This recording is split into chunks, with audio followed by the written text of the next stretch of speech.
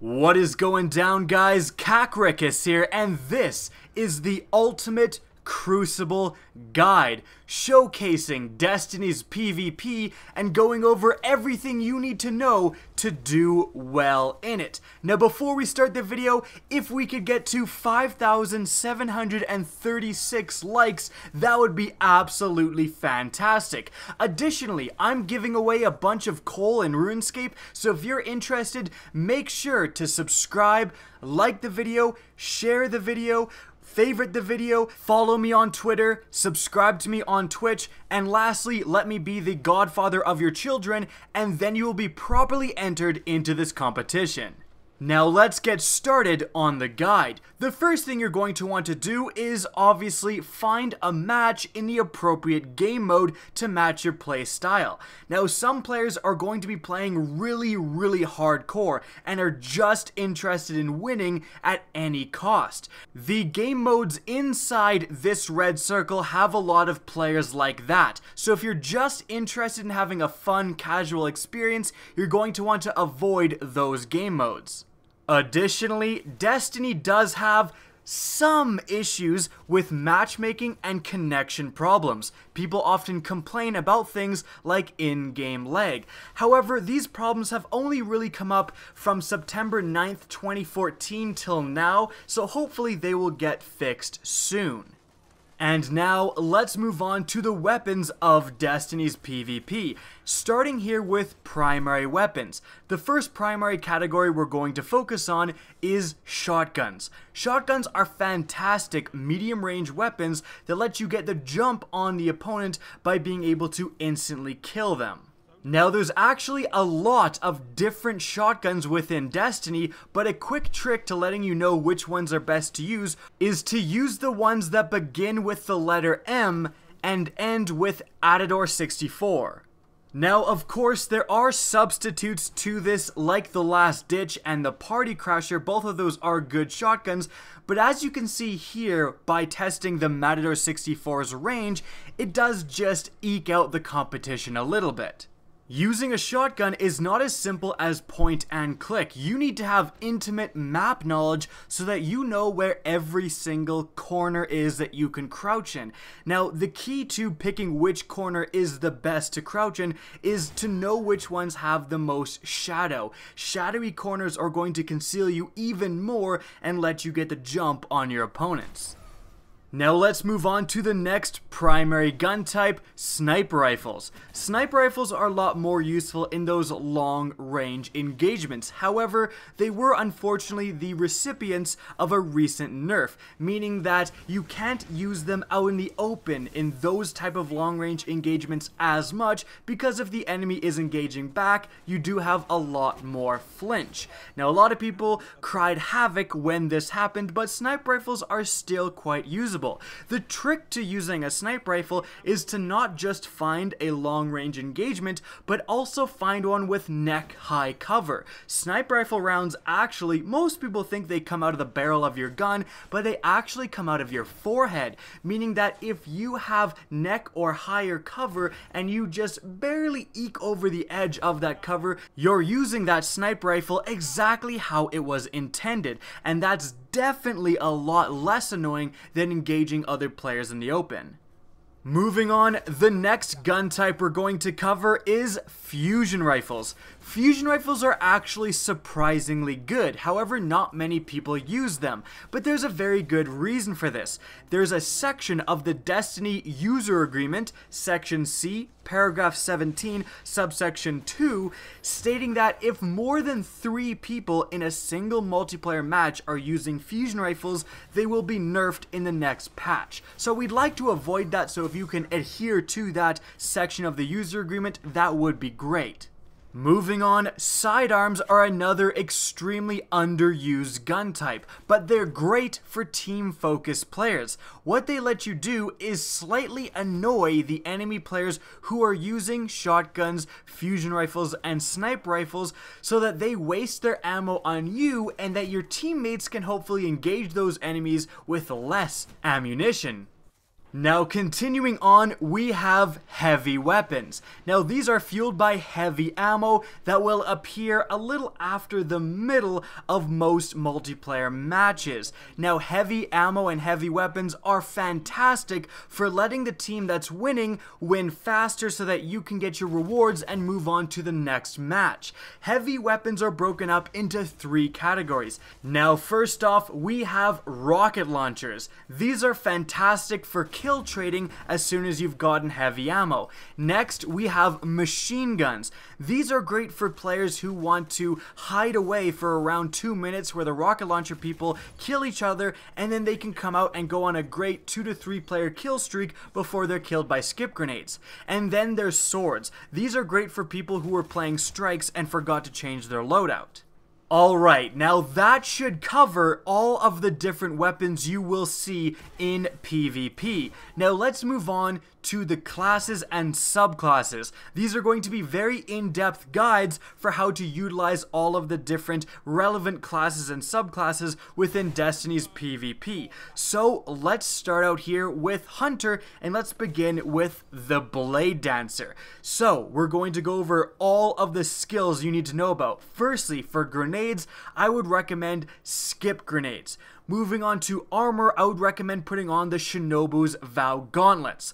This concludes the in-depth Blade Dancer guide. Now skip grenades are just fantastic. Usually when using a grenade in Destiny, you'll have to see the enemy and have some degree of accuracy when throwing your grenade at him to get the kill.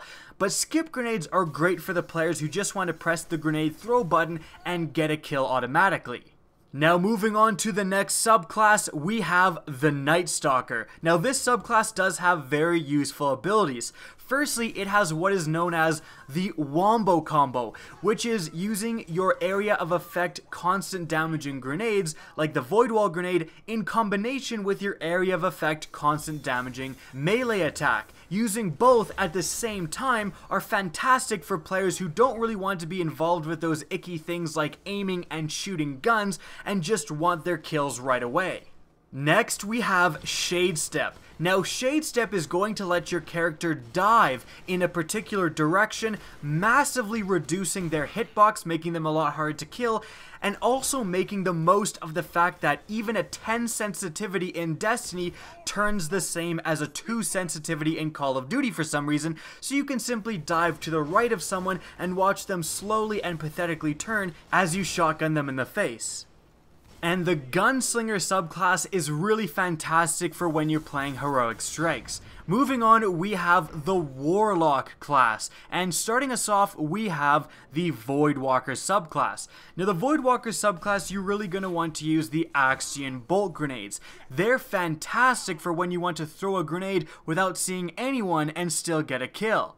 Now the actual Axion bolts will follow enemies for 3 to 600 meters, so that is a pretty far distance, and they're very unlikely to be able to avoid these grenades.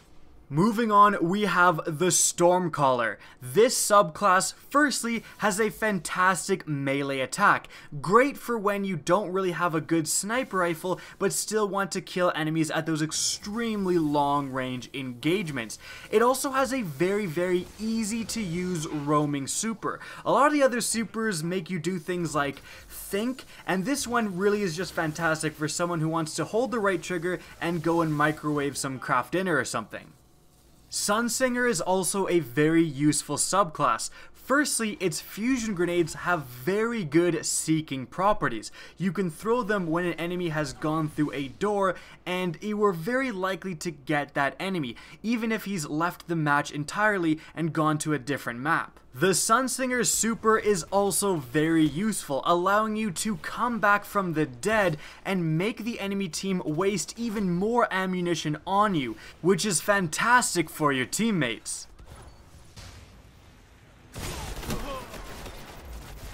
Now moving on, we have the Titan, and let's start off here with the Defender Titan.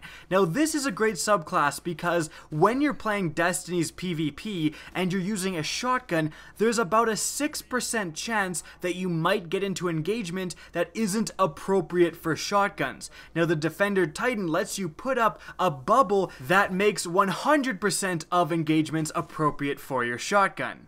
Moving on, we have the Striker subclass. Now I've been very fair throughout this entire guide, but I have to say that the Striker lightning grenades are incredibly overpowered. When you're using them, you have to know exactly where the enemy team is, and then you have to have intimate map knowledge to know exactly where you can throw them so that the cone of damage will reach those enemies. And then you have to throw those grenades perfectly to land in the perfect spot so that they actually damage the enemies, and not hit any random polygons like bumps on the side of walls or anything like that, to ensure that they're actually placed in the right direction. If all of those things align, if you hit the enemy twice in a row, and it's very easy to be completely clueless and not paying attention and get hit twice, you will get the kill. If that doesn't sound completely overpowered to you, I don't know what's wrong with you. The Fist of Havoc Super is also a great way to kill one guy with a Matter 64 that came around the corner and scared you. And lastly, we have the Sunbreaker Titan subclass. It was good for about a week, and now it's only good in strikes. And that concludes the in-depth guide to all of the different Destiny subclasses. Now, importantly, Destiny's PvP is constantly changing and evolving, and every once in a while we get these big patches which totally shift the PvP meta, so make sure you contribute into what Bungie should buff and nerf. And if you want to do so, remember the age-old Destiny community adage: everything that you use is totally balanced, and everything anyone else uses is completely overpowered. And remember, you are always right. If someone disagrees with you, it's not because they have a different and legitimate opinion, it's because they're an idiot. And remember, if you see a lot of a certain gun, it's probably the fault of us YouTubers. We told people that that gun was good, and it's definitely not because that gun is actually good. But in the end, don't worry, because the decision to buff and nerf certain things lies in Bungie's capable hands, the same people that decided to buff fast-firing auto rifles by 0.04%.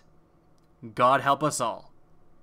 Now guys, that will wrap up this video. I hope you enjoyed the complete guide to the Crucible. Of course, this is a parody video. Please don't take this video too seriously. I'm sure there will still be some people freaking out in the comment section.